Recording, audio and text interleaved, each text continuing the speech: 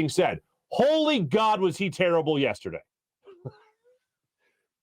I've been rooting for the guy all year, but you cannot tell me, oh, that's just a flash in the pan. Like, that was a terrible performance yesterday. His play calling from Nick Sirianni certainly didn't help him, but when he had opportunities to make plays, he missed plays. Dallas Goedert had one really bad drop in this game, but other than that, the near interception to Jalen Reagor on the sidelines on that little hitch route on that 4th and 10 play, bad throw, threw short. It looked like that was an early read in the progression. You could see when he went back on his 3-step drop, he looked off to his right almost immediately. I'll give him this. He didn't telegraph that. For all the plays that we want to talk about him telegraphing passes, he didn't telegraph that pass. He was looking in the middle of the field, then scanned over to the right, saw Reagor, tried to get him the football, and it was an awful throw. And he had time in the pocket, planted his foot, let it go, short of the first, or he got it to the first down, but it was short of the receiver. The defensive back almost had an interception that would have been Jalen Hurts' first interception of the game. It wasn't, went right through his arms. Shortly thereafter, another play went through Levante David's hands as Jalen Hurts was just trying to get rid of it. And then the awfulness of just not being able to get the ball to Devontae Smith in the end zone when the defensive back fell down. He threw short of the end zone, made Devontae Smith come back to the football. Jalen Hurts on this particular play right before halftime, the first interception of the game, rolled to his left, saw the defensive back fall. The minute he saw that, the second he saw that, he rocked back, planted, tried to fire the football into the end zone, made Devontae Smith come back for it. As the safety's starting to drift over, he comes over for the interception. Great play by the safety. Awful throw by Jalen Hurts. Jalen Hurts' throw and his decision there to put the ball in that spot allowed the safety to come over and make that interception.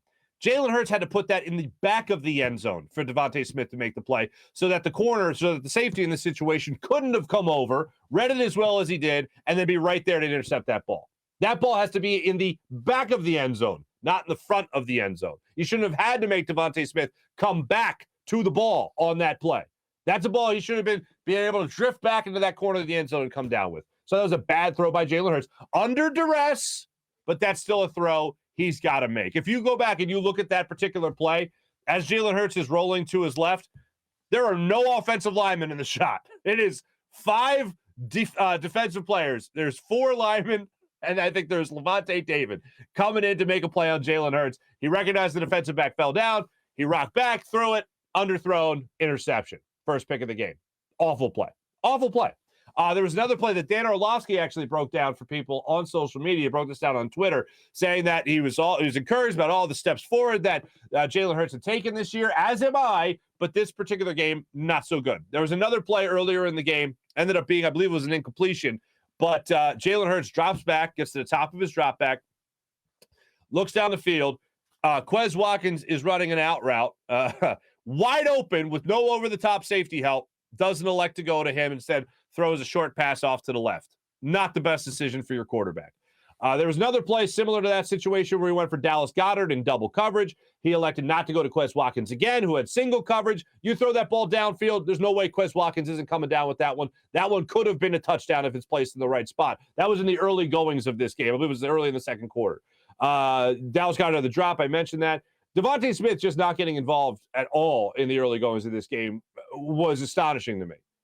As the game went on, and Nick Sirianni came out afterwards because he was asked about Devontae Smith not getting targeted until about 5 minutes left in the first half. He was asked about that. He said, "Oh yeah, they took away Devontae Smith a lot in this one, and we tried to call plays for him, and then they ended up taking it away." It seems really easy to take him out of a game, and I think that's two-part. I think one, I think that's a rookie. Okay, I can give you that. I can understand that. And then the other is just Jalen Hurts. If you take a receiver out of the game that easily, I didn't notice too many double coverage of Devontae Smith. And here's one thing I know about Devontae Smith: he can get open. Not a lot of cornerbacks in the NFL can stay with him one-on-one. So if you're talking about a timing route, if you're talking about just trying to put the ball on his number, because he wears number 6, that's an accuracy issue with your quarterback. That shouldn't be that easy to take him out of a game, especially if he is not being double covered.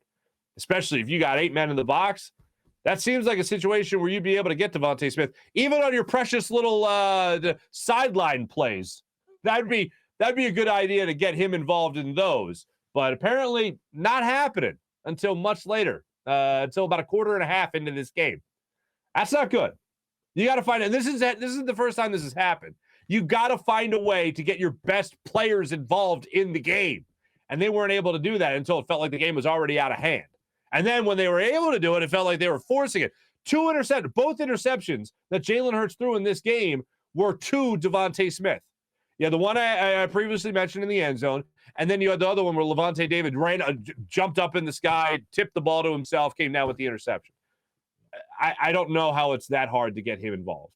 That's something the Eagles have to improve on, both for Nick Sirianni, his play calling and scheming guys open, and Jalen Hurts finding the open guy as the game goes on. But overall, this was just such a disappointing performance by the Eagles. Again, as I started this little rant off with, this was the type of game that I did not expect them to win. I expected them to maybe cover the 8.5. Some got them at 9.5. I think it was 7.5 is what it was at kickoff. I thought they'd cover the 9.5. Didn't happen, but I didn't expect them to win. I also didn't expect them to play as terribly as they did in this game against the Bucs.